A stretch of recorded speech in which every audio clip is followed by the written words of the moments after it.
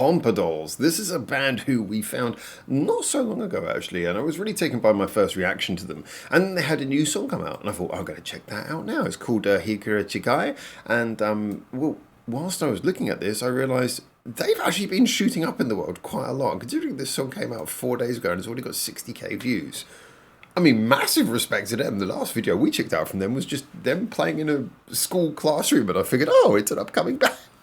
I need to go back and see how popular they were when we checked out that song. But yeah, credit to them. So this is a new song, Hikura Chigai, which basically means like wrong sunset. Like a sunset that is wrong. And we've got an opening frame here which is telling us to wait for the broadcast to begin. So yeah, this...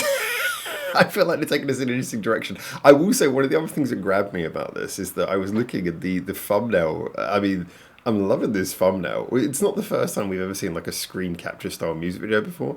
But, oh, by the way, yeah, there we go. Little World, that's the last one that we checked out.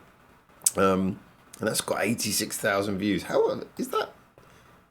Oh, wow, they already had massive songs before that. I don't think I had paid enough attention to checking out their previous work. So...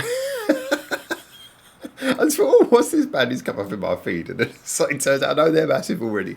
But anyway, yeah, I love the thumbnail with the kind of like the live stream vibe to it. It looks pretty cool. So again, we've seen that kind of thing before, but I'm kind of intrigued to see what we get from this. And given what the opening frame is telling us, so yeah, it's almost kind of like what you'd put up at the beginning of a live stream.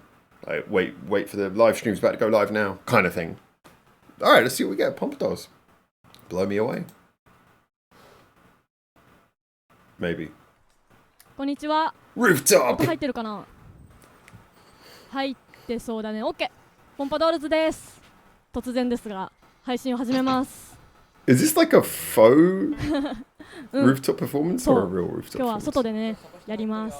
Oh, we're outside. Yes, you are.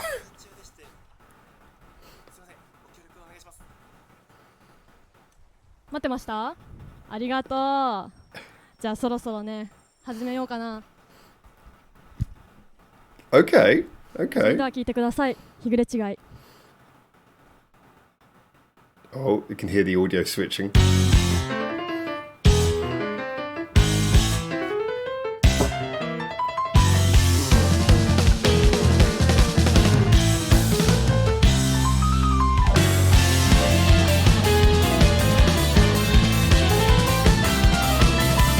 Oh, they're doing a lot of stuff to give it a live feel, like the auto focus on the camera, all of that. It's very much the presentation.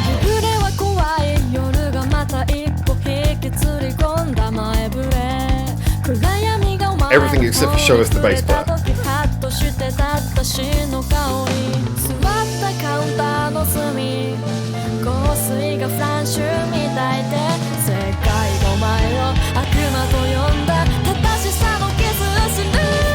Love that descending guitar line.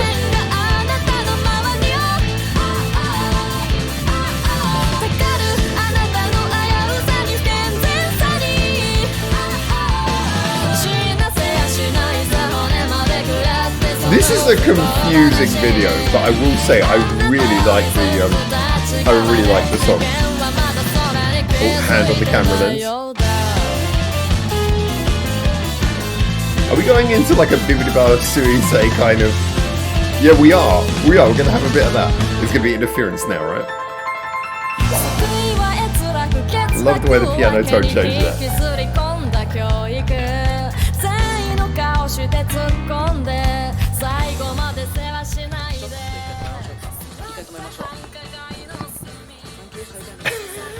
They're leading into the concept.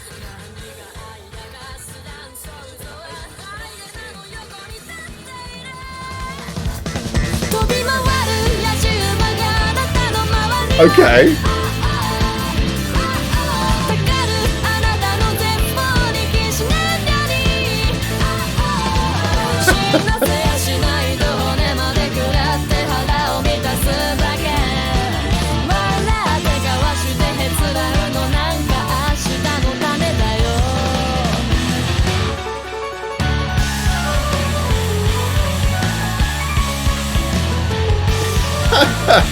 Oh man, the getaway is real in this one. I'm kind of like captivated both by the video and the song. Oh, we've been kept hostage.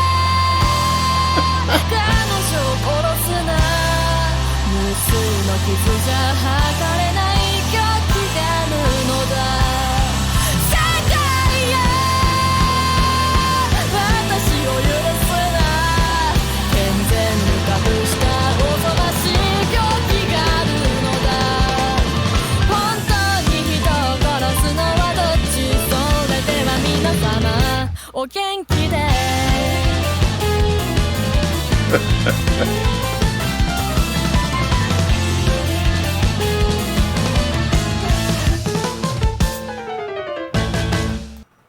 Okay, there is a lot to talk about with this one. All right, let's start by talking about the song, because the song is obviously the primary thing we're here for, although there is a lot to discuss with the video as well. When it comes to the song, I would say that this was kind of an escalation of what I'd really enjoyed about that last song. I think it was Little World I checked out last, which was, it was that sense of there being so much detail and just a real feeling that the detail is being used well. And this is something that I found myself saying more and more over time with really interesting upcoming Japanese bands. I think, you know, it reminds me, although very different as an actual band, reminds me of the things that I've found myself saying about like bands like Seventh Vega. Recently I just did a reaction to Ao, similar thing with them. These bands where there's just this sense of like an oozing of detail, but real superb musicianship. I mean, obviously your ears in this song are very much drawn to the piano, which is just, the playing is gorgeous. Some of the little moments that he throws in on the piano just add so much life and depth to the arrangement. And I've said myself so many times how I think you know, every band benefits from having a kind of an instrument that is your X factor, an instrument that is the thing that maybe other bands don't have. You think about bands like Alia who have a violin, also Unlucky Morpheus, Morphonica, they all have violinists.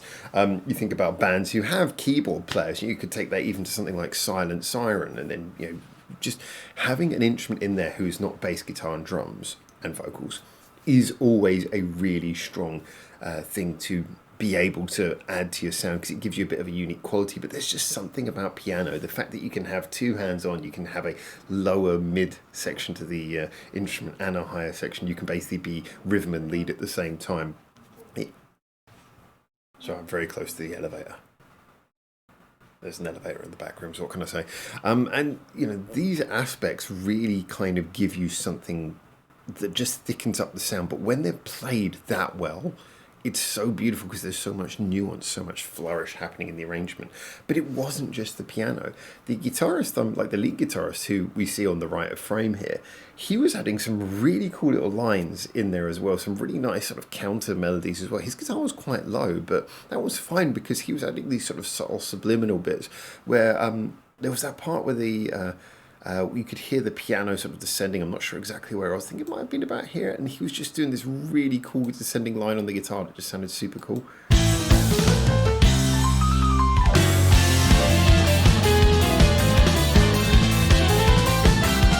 Listen to the lead guitar. Maybe not that bit. There was still a little cool little line, but I can't really find where it was. But he did this really cool part where the piano was doing some flourish and he played alongside it. And, you know, some really cool things happening there. I also really like the bass in their songs, even though they don't appear to actually have a bass player. I think the bassist is either a support player or one of them were playing it, but whoever's writing the bass line, which is, let's be honest, that's the most important thing. Whoever's writing the bass line, fantastic job. Should probably actually check out who the writer was on this. And I think they did an amazing job with that. So music and lyrics by Gozyu Igarashi, and arrangement by Pop Dolls. I don't know, I'm guessing that Gozyu is a member of the band. I don't know all of the members' names, so I can't really tell you. I did also see that there's a live chat panel for this as well. So this must have been from when it was premiered, I'm guessing. But anyway, okay, let's close that panel. So I have to be honest, I think that everything about the way that this is done musically, super charming. It's the sort of song that is it the catchiest song ever? No, maybe not. Is it the most unique song ever? Maybe not. But is it a fulfilling and entertaining listen with a lot of drive and a lot of direction? 100%. And at just under 4 minutes length, I don't think it outstays its welcome. Really entertaining stuff. I would say perhaps it's a bit of a difficult one because when you've got something like this, it's more about the nuances than necessarily being a catchy single. But I do think that this was just super fulfilling music with a lot of layers and a lot of detail. The kind of thing that might not necessarily catch you in the mind and make you think, oh, I've got this song I'm really addicted to. But it's the sort of song instead that if you just put it on occasion, if you put on this song and, well, by the sense I'm getting this band, you're going to get a really entertaining listen. Now, I do want to talk a bit about the music video as well, because the music video, this takes me to a slightly strange place. I love music videos with a really strong concept. And the concept here, I love the bait and switch. I love the fact that it starts, if anything, as I say at the beginning, it seems to be trying so hard to look like it's a live rooftop recording that if anything, it kind of almost makes it obvious that it isn't. And I think that's deliberate. I think there's a sort of tongue-in-cheek aspect. I mean, even the dialogue at the beginning, there's kind of got this very deliberate sounding dialogue. Even the little thing at that opening frame we said where it's saying, oh, please wait for the broadcast. And then you hear them talking and it sounds very... 音入ってるかな？入ってそうだね。OK。ポンパドールズです。It really feels like this is like, oh, this is the scripted part of the dialogue. And so, I feel they did a great job at just giving this vibe of like something's not quite right. And then, as I say, you got the bit where it's like the side camera where it seems to be going out of focus and in of focus. Again, not there, I picked the wrong frame. But all of this is cool. And of course, as we all know, every single upcoming band must have a rooftop video. Although they've got 50,000 subscribers, they might be beyond rooftop. Oh, maybe not quite yet. But yeah, every single band has to have a rooftop video. So I think this was a really cool setup. I think the thing that went a bit weird is when the cameras eventually arrested away. I mean, as I say, that you can't help but think of the comparison, given how famous it is, to Bibidi by Suicide. That video, obviously, very, very famous. So the idea of a video shoot breaking down in first person, your mind's going to go there. So the question is how well did this execute it? I liked the ambition. I did. I liked the idea of the cameraman running away, that fact there was a storyline, the fact that the camera goes with him. You see him running all the way away. I like the idea of there being a final confrontation as she walks into the room. You get the little hero shot where you do actually see her filmed on another camera. It adds this sort of weird fourth wall. It's like, okay, so the music video has been broken down, but at the same time, it goes, we get like the little... Yeah, it goes widescreen as she walks in. Then it goes back to normal for this. And so it's like, oh, is it really... Has it really been hijacked, or was this on purpose all along? And I love that kind of aspect. I will be honest, though. The problem is I think this makes it the kind of music video that you can't watch on repeat. It's a one-time music video because it's so plot-heavy. And I will say the running around bits, they were fun, but it didn't really... Like, at this point, when we got the running around, I felt like my attention was torn between the music video and the song. And, a music video, you want it to be representative of the song, you want it to be an extension of the song, and it was fun that this was happening, but I gotta be honest, it didn't really feel like it was happening in line with the song, or more like it went in its own separate direction from the song at this point. So, yeah, on a technical level, I like it. On a conceptual level, I really like it. I just feel like maybe it's not the sort of music video you could come back to and watch repeatedly. I wonder how you would do that more effectively, but I like the idea, but I've got to be honest, there's too much about this music video that it's not the sort of one you're going to come back to and watch and repeat play, but it's one that you're probably going to remember. And that's the weird thing, is it makes you wonder whether the music video...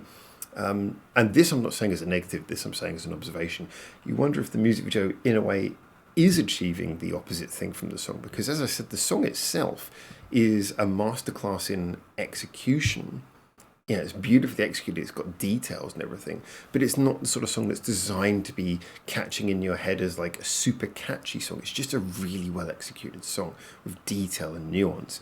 Whereas the video seems to be all about trying to stick in your memory. That seems to be the entire thing, all about sticking in your memory. It's got like good execution, but there's nothing hugely complicated. You know, we've got a lot of running around and like very obvious smash cuts and stuff between I run down here and then smash cut, I'm running down here. Smash cut. Smash cut. You know, you've got a lot of that kind of thing. And it's really fun. It's really fun. But yeah, I do wonder, is that maybe a strategy in itself? You know, the song does one thing, the video does the opposite. And then, yeah, actually, you know what? If you think about it that way, maybe it is the perfect music video. Because it will remind you to come back and check out the song. A song that itself is quality, moreover, over trying to get hooked in your brain. That's an interesting one. Let me know what you think, guys. Anyway, as a piece of music, I really enjoyed this. I'm definitely 100% going to come back to this band because, to me, this is just kind of like such beautiful, yeah, sort of, so much for your ears to enjoy here, so much to get your ears into, so much depth and layer to it. So I'm definitely going to come back to this band. And again, respect for the music video, high in concept, but I don't know, does it work? What do you think? Anyway, as always, get in the comments, let me know, and until I hopefully see you very soon for the next one of these. For now, ciao, ciao.